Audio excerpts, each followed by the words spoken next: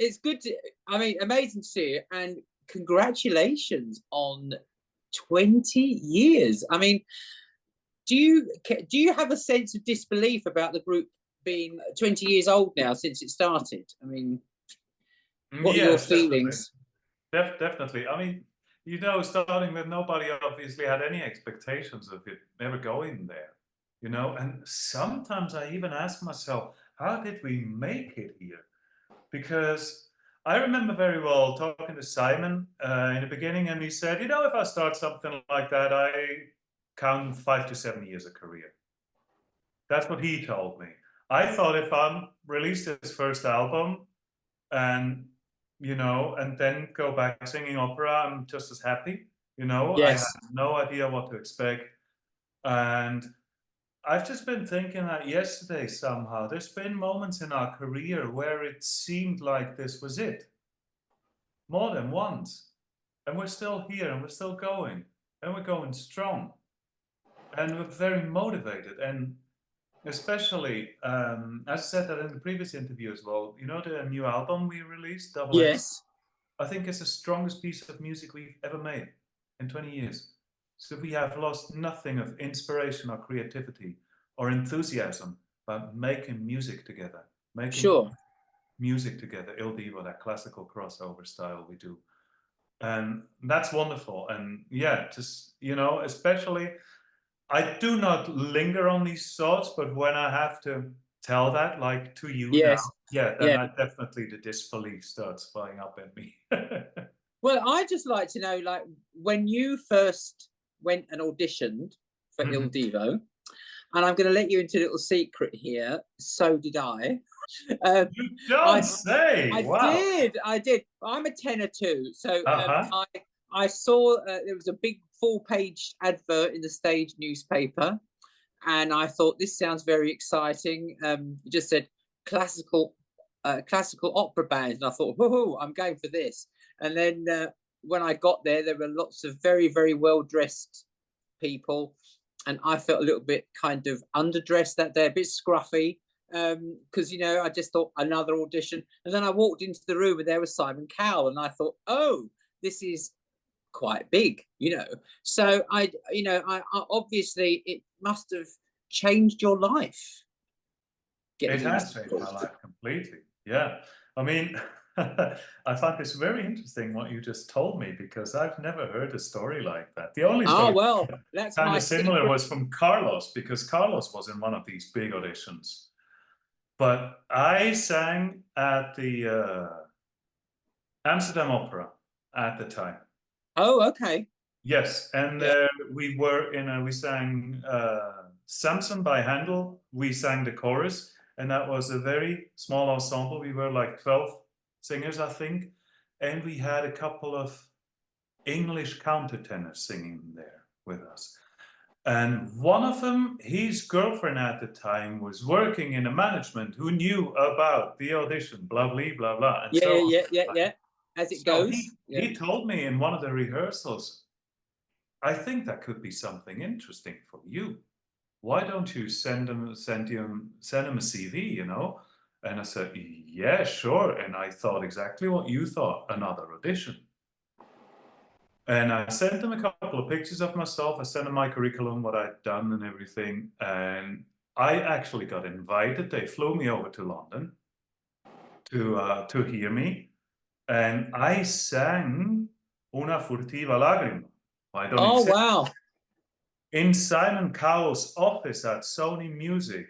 Right. With piano. Yeah. Just like that. Yeah. And most of my audition was actually talking, Simon explaining to me what he was going to do and everything. So it was a very surreal thing for me as a classical singer, as you can imagine. This whole audition, and then taking the flight back, you know, to Amsterdam that night, and it's just a weird thing what just happened, you know. And then he called me the next day and said, yeah, he'd like me to be part of that. And yes, from then on, my life has changed completely. You know, and I think I said, nah, I said that earlier as well, you know, had no expectations, no idea where this was going to go. And I don't know, I think everything where I'm at with Il Divo and where I'm at as with my identity as the singer I am, as part of Il Divo nowadays, that has just grown and grown and grown and developed over the years, you know. But I've come from a purely classical background there. I mean, as far as professional singing, Yes, yes. you know, and I had no idea about that whole pop music world and the pop business and the record Yeah. company business and everything we went into. And I just, you know, learning by doing. And yeah, fortunately, you know, with Simon Cowell, obviously, we had a very strong camp, you know, arming us. And Because he built he managed the group. yes, yes, Yeah. yes, you know, and that was obviously, it could not have been better for us, you know. But yeah, wow, it's, yeah, just thinking back at all of that now, yeah, a lot of disbelief comes up. Well, it's great. Like, did you kind of feel that you sacrificed anything to be in Il Divo, or you just said Il Divo is like the power behind your creativity now? But would you have had any more aspirations as a classical singer? No. To fulfill? No, no, no, no, no, no, no. I've sacrificed absolutely nothing for Il Divo. I mean, I could have become a classical tenor, you know, but you know what, I'll tell you this very honestly. When I was studying at conservatory in Amsterdam, everybody who studied there with me thought, I am going to be the next Pavarotti. That's Of what we course. did it for. Yes. You know? Yeah. But what is the reality of it? And it's funny, I was just talking about that with Stephen, because, I mean, opera was in better shape then than it is nowadays, you know?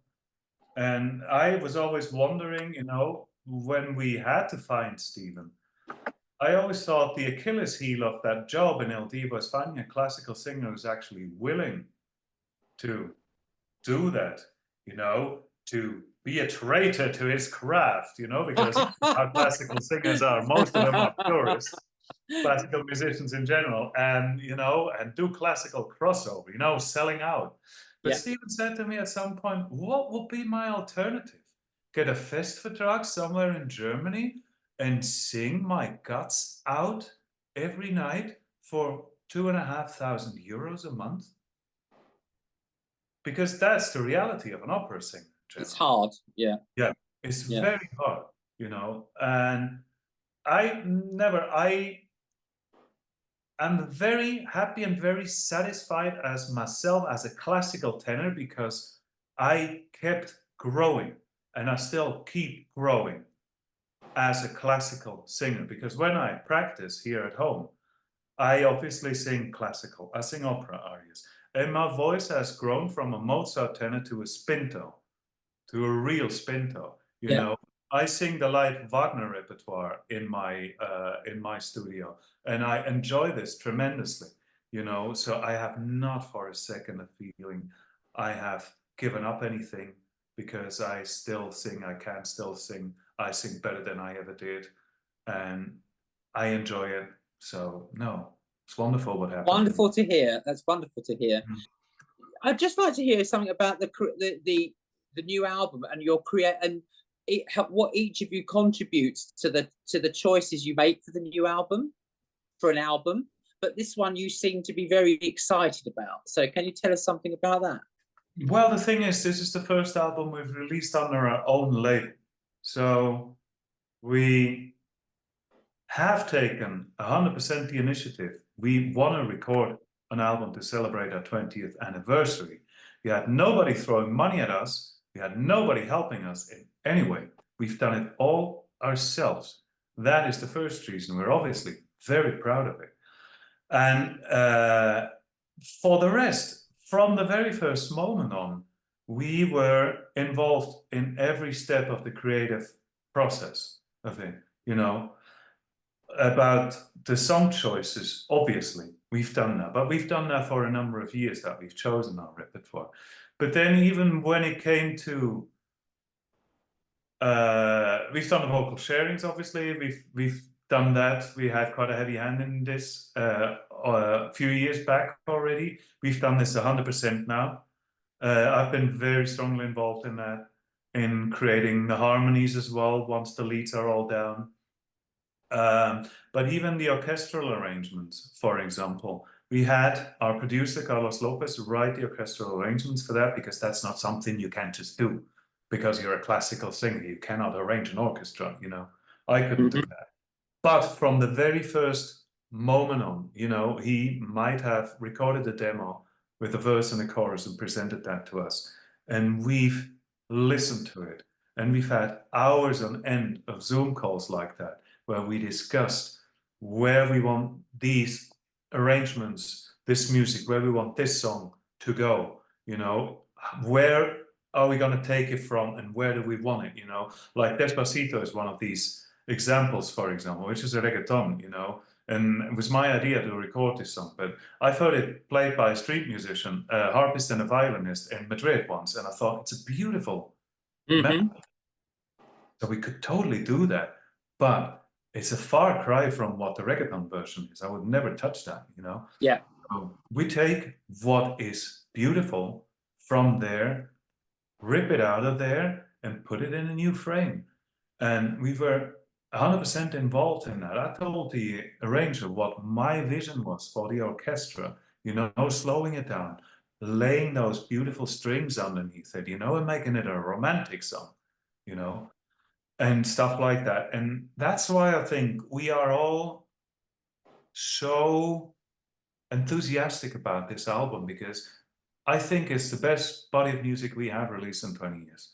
On a musical level, it's just a much higher quality, you know. Our first recordings, as successful as they are and as much as they love them, compared to this, they sound naive. Wow, yeah. That's how I feel, you know.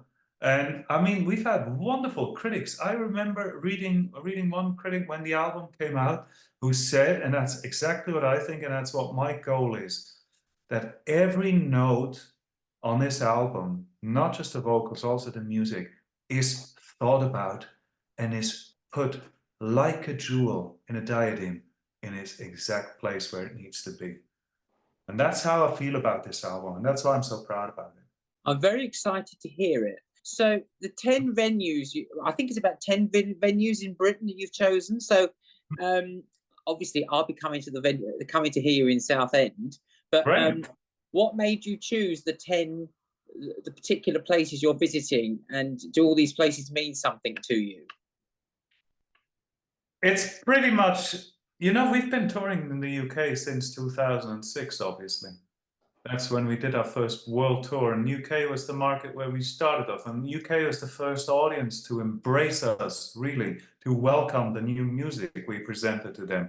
So the UK audience is very loyal to us and is very dear to us. We are very fortunate that we have got a career all around the world, and the audience is different in every part of the world, you know. A UK audience is different from a Spanish audience, different from a Japanese audience, different from an American audience, different from a German audience. But the UK audience is obviously very dear to our heart. They've been very supportive always. And the venues we play, the cities we play, are pretty much the same cities we've played for the last 20 years. And that's great, because I've started to have that feeling probably when we were about 10, 12 years in. I thought, how wonderful is this? That even if it's every year or every other year, I come back to Edinburgh and I know where I'm going to go for breakfast. Yes. Because I like that place there. Yeah. I'm going to walk out the morning before the concert out of my hotel and I go to that cafe. Or I go to that restaurant for dinner if I have a night off with my wife, because it's so beautiful. And to have that familiarity, that is wonderful. And we have obviously all of that in London, in Manchester, in well, you name it, you know, all these cities we play in. Amazing. Yeah.